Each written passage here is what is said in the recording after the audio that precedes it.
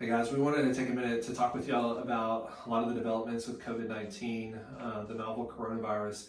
There's an excellent blog post that we put out, I guess it's been a week ago now. It just seems like it was a month ago, as fast as things are moving.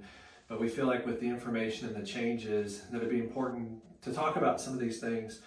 Whether or not you're aware, the concern has to do with this virus that's spread by respiratory droplets.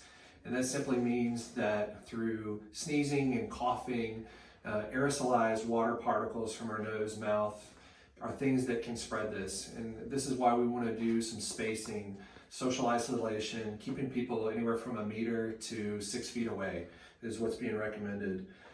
The other thing you need to know about this virus is that it has a long incubation period of anywhere from 2 to 14 days, with an average of about 5 days. And being uniquely well suited for a human host, people can carry this virus for 2 days up to 2 weeks before they even realize that they have it. And the other thing that's unfortunate in regards to this particular virus is that it can have a pretty long shelf life. We're seeing reports of up to 9 hours as far as a shelf life. The main symptoms when they do manifest are going to be a dry cough as opposed to a runny nose, congestion, and wet cough.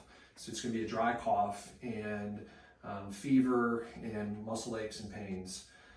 As you can tell, when you're talking about cough and fever and aches and pains, it sounds a lot like the flu. And so when we have the flu going through the area, that always gets confusing. And I think right now, it's particularly concerning because all the changes that are happening in our society with different closures of businesses and schools and other types of things, there's a lot more flu going around than there is the handful of coronavirus cases.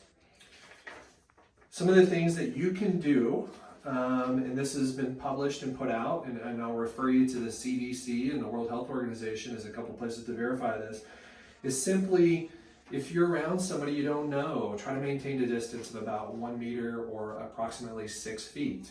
If somebody actually were to have it and you were on that distance, you couldn't get it. So you have nothing to worry about if you maintain your distance from people. Secondly, this is not a super hardy virus in the sense that you can't get rid of it. And so hand washing has been emphasized, and the importance of hand washing for 20 seconds with soap and water. This is something that we may have forgotten to do in the past, but we need to be doing all the time right now. And then the last thing I would say is wiping down surfaces, wiping them down with a bleached water solution, 1 part bleach, 10 parts water. Does a remarkable job of getting rid of this. We're seeing that it gets rid of 99.9% of the particles by just doing some sanitary things like that.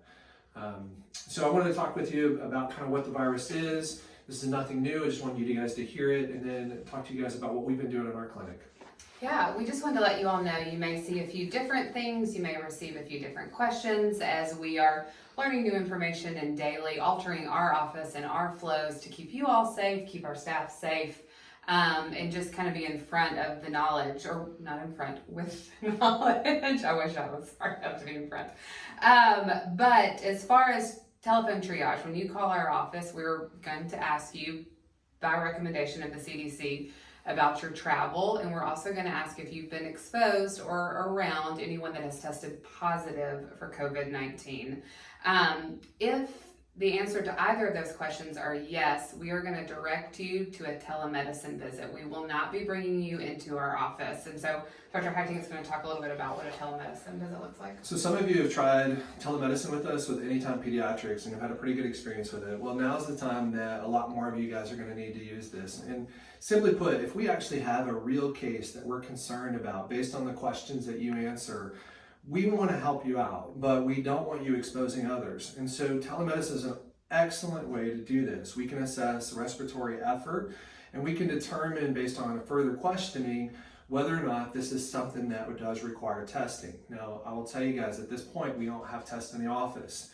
And so then we're going to need to coordinate with a lab, and they're going to ask us questions. And depending on those questions and your answers to those questions, then we're going to coordinate for further testing.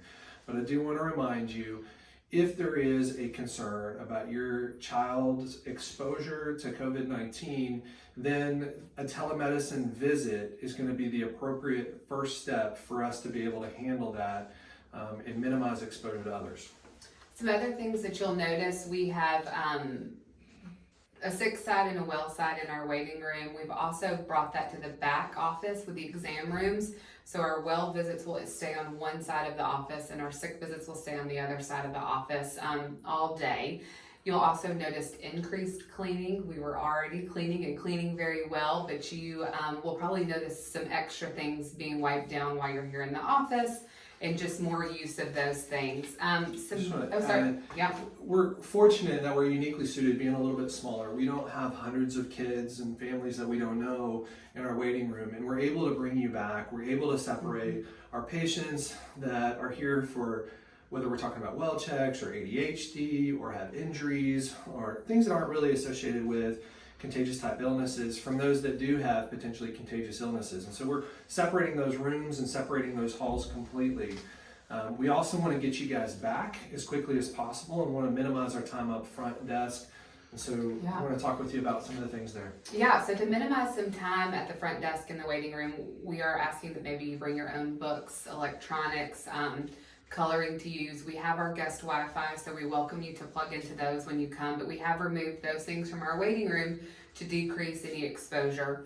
The other thing we're asking is that you can provide us with a credit card on file for your account. And what this does is we bill your insurance on your behalf, and we have the credit card on file so that when we hear back, we have that. What it will ultimately do is decrease your time at the front desk. That way we can get you into our building and straight into an exam room upon your arrival.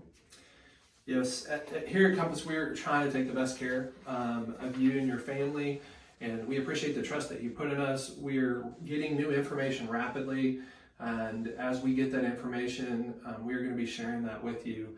But we all wanted you to know about some of the measures that we're taking to minimize the spread as far as patients in our care, and to take every precaution necessary in accordance with CDC and World Health Organization recommendations. And the last thing I'll leave you guys with is, as you see information that's put out, make sure it's verified information. There's a lot of falsehoods that are being put out that are not able to be verified. But if you see something that you're not sure of, see if you can get it from a verifiable source. For one example, I'll just simply say I read an article last night on Facebook, and at the very end it said, author anonymous for protection. And that's just one of those things that I think is really designed to stoke fears. It was out of line